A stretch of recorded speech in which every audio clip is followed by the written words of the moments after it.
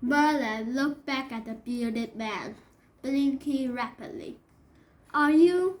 Yes, the man smiled. I am King Vortigern, and you are the boy I seek. Chapter 5. Merlin, he stammered, gazing up at the king. My name is Merlin. King Vortigern smiled. Well, Merlin, I have been waiting for you. Merlin swallowed nervously, too scared to speak. The king's smile widened. He placed a hand on Merlin's shoulder and guided him towards the fire.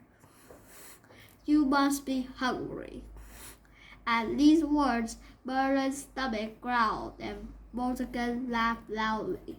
Eat, boy, he offered, jesting at what was left in the pot.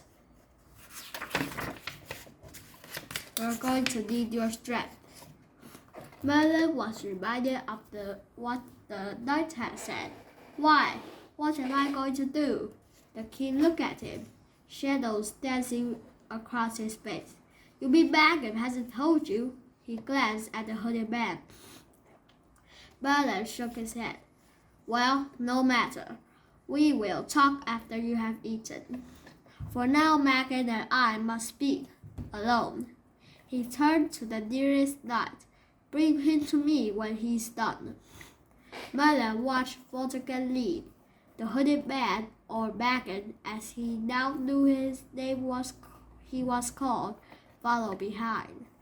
Holding out a wooden bowl, a thin, bald man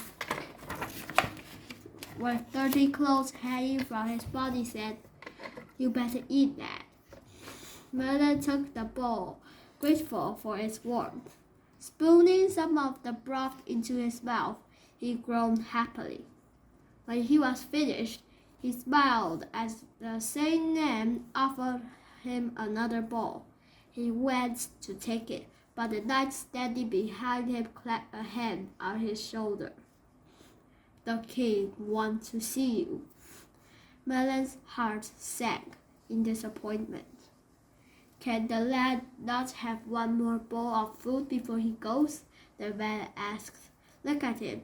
He's nothing but skin and bone. Merlin could have cried with relief when the knight nodded and stepped back. Come, lad, sit with us, the bald man offered.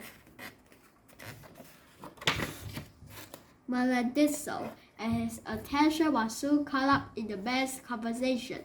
He learned that the men were slaves, brought here to build some kind of tower for the king, although none of them held much hope of its ever being completed. Every time they built more than half of it, a great rumbling in the earth caused it to collapse. Hearing this, Merlin remembered his vision. Suddenly, things began to make sense. Putting down the bowl, he stood up abruptly and addressed the knight.